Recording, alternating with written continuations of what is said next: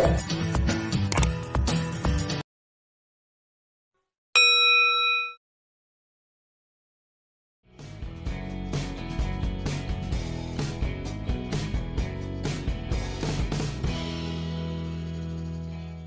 आज हम देख रहे हैं एंड्रोकल्स एंड द लायन, इसका एक्सप्लेनेशन।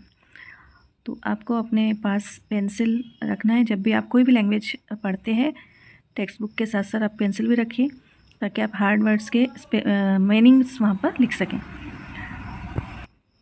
तो हम शुरू करते हैं। Long long ago there lived a kind gentle and courteous man called Androcles. बहुत पहले की बात है कि एक बहुत मेहरबान नर्म दिल, कर्टियस यानी नर्म दिल आदमी रहता था। उसका नाम था Androcles. But he had a very cruel master. लेकिन उसका जो मास्टर था, उसका जो मालिक था, वो बहुत ज़्यादा क्रूएल था। क्रूएल यानी जालिम था। पहले के ज़माने में लोग इंसानों को ग़ुलाम बना लिया करते थे और उनको पूरी ज़िंदगी उनके यहाँ काम करना पड़ता था। ये तब की कहानी है। In those days kings, nobles and other wealthy man used poor people as their slaves. उन दिनों में राजा और नोबल मैन्स और अदर वेल्दी मैन यानी जो अमीर लोग रहते थे, वो गरीब लोगों को अपने ग़ुलाम बना लिया करते।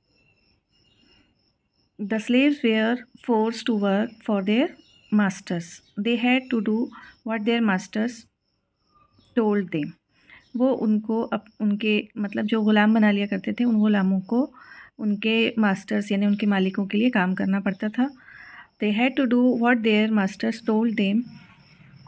जो उनको वही करना पड़ता था जो उनके मालिक उन्हें कहते थे। They had no freedom no rights. उनको कोई फ्रीडम यानी आज़ादी नहीं होती थी और कोई राइट्स नहीं होते थे, उनके कोई हुकूक नहीं होते थे। Even when they were unhappy with their masters they could not leave him. अगर यहाँ तक कि अगर वो अपने मालिक के साथ खुश नहीं भी होते थे तो वो उनको छोड़कर नहीं जा सकते थे।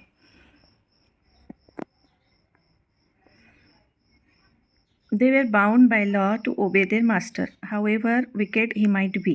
Wicked यानी ख़राब, बदमाश। वो कानून से बंधे हुए होते थे कि उनको अपने मालिक को ओबे करना है, यानी उनकी फर्माबरदारी करना है। हालांकि वो कितना भी विकेट हो, ख़राब हो, उनका जो मालिक है वो ख़राब भी हो तो भी उनको उसकी फर्माबरदारी करना पड़ता था। Androcles did not like his heartless wicked master. Androcles को अपना जो उसका मालिक था वो हार्टलेस था, यानी उसके पास दिल ही नहीं था। अब दिल तो सबके पास रहता है, इंसान है तो दिल रहता है, लेकिन वो बेहिस किस्म का इंसान था और वो बहुत ख़राब था, इसलिए एंड्रोकल्स उसको पसंद नहीं करता था। His master starved his slaves and often whipped them. Starve करना यानी भूखा रखना और विप करना यानी कोड़े मारना, ऑफन यानी अक्सर। तो उसका मालिक अक्सर अपने ग़ुलामों को भूखा रखता था और उन्हें कोड़ों से पिटाई करता था उनकी। Androcles felt that even death was better than serving such a master. तो एंड्रोकल्स को ऐसा महसूस होता था कि ऐसे मालिक की ग़ुलामी करने से बेहतर है कि उसे मौत आ जाए। He kept looking out for a good opportunity. वो एक अच्छे मौके की तलाश में था। At the first chance he got he escaped from the clutches of his cruel master. और जैसे ही उसे पहला मौका मिला, यानी मौका मिलते ही वो एस्केप हो गया, यानी भाग गया वहाँ से। कहाँ से? The clutches of his cruel master, उसके जालिम मालिक के क्लचेस यानी उसकी पकड़ से वो भाग गया। अब हालांकि एंड्रोकल्स फरार हो गया था, लेकिन he was not a coward. Coward यानी बुज़दिल, one who gets easily afraid, ये इंग्लिश में है, उसे बुज़दिल कहते हैं। ही टुक शेल्टर इन ए फॉरेस्ट, उसने एक जंगल में पनाह ली। He was not afraid of the wild beast that roamed the forest. He was not afraid of the wild beast. जंगली दरिंदों से, beast जानवरों से, जंगली जानवरों से वो डर नहीं रहा था। That roamed the forest, जो जंगल में घूम फिर रहे थे। He did not mind that he had no roof over his head. उसके सर पे कोई छत नहीं थी, इसकी भी उसे कोई परवाह नहीं थी। He was happy that he was free as a bird to go wherever he wished. वो खुश था क्योंकि वो आज़ाद था एक परिंदे की तरह और वो जहाँ चाहे वहाँ जा सकता था। One day as he was wandering in the forest, wandering यानी इधर उधर घूमना भटकना। एक दिन जबकि वो जंगल में भटक रहा था, घूम फिर रहा था, he suddenly came face to face with a lion. तो सडनली यानी अचानक, फेस टू फेस यानी उसका आमना सामना हुआ। अचानक उसका आमना सामना किससे हुआ? एक लायन से हुआ। His first reaction was to run and flee. Flee यानी रन अवे, भाग जाना। उसका फर्स्ट रिएक्शन क्या था कि टर्न होना और भाग जाना। उसका फर्स्ट रिएक्शन था कि टू टर्न एंड फ्ली, कि वो आप मुड़े और वहाँ से भाग जाए। But then he saw that the lion had not moved on seeing him.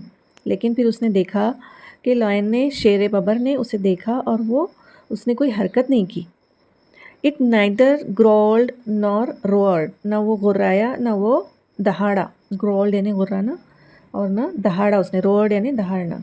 In fact it looked at him piteously as if it was in great pain. Piteously यानी कि जैसे उसको एक रहम की ज़रूरत है, उस तरह से वो देख रहा था और ऐसा लग रहा था वो एक ग्रेट पेन में, बहुत ज़्यादा तकलीफ़ में है। Androcles paused, then he moved very cautiously towards the lion. Androcles रुका और फिर वो वेरी कॉशियसली, बहुत एहतियात से लायन की तरफ बढ़ा। स्टेप बाय स्टेप, एक एक कदम उसने बढ़ाया। द लायन मोन्ड, मोन्ड यानी मेड पेनफुल साउंड्स, यानी उसकी जो आवाज़ें वो निकाल रहा था, ऐसा लग रहा था उसको तकलीफ़ हो रही है। एंड विम्पर्ड, विम्पर्ड यानी क्राइड पेनफुली, और वो please help me it's I seem to say, और ऐसा लग रहा था कि उसकी आंखें कह रही हूँ कि प्लीज़ मेरी मदद करो। When Androcles drew near the lion lowered its head and began to lick its paw. जब एंड्रोकल उसके पास गया, उसके करीब गया, तो लायन ने अपना सर झुकाया और अपने पॉ को यानी पंजे को लिक करने लगा, यानी चाटने लगा। Then Androcles saw that the lion's paw was wounded. तब एंड्रोकल्स ने देखा कि लायन का जो पंजा था वो ज़ख्मी था। सोअर एंड सोलन, लाल था और सूजा हुआ था। On a closer look Androcles noticed that a big thorn had pierced one of the lion's toes. तो करीब से देखने पर एंड्रोकल्स ने देखा, गौर किया कि एक बड़ा सा थॉर्न, थॉर्न यानी कांटा, had pierced one of the lion's toes. तो लायन के पैर की उंगली में एक बड़ा सा कांटा चुभ गया है। So this is the cause of the lion's distress, thought Androcles. तो एंड्रोकल्स ने सोचा कि ये है लायन के डिस्ट्रेस की वजह, कॉज यानी वजह, डिस्ट्रेस यानी उसकी तकलीफ़ की, उसकी मुश्किल की क्या वजह क्या है कि उसके पैर में कांटा चुभ गया था।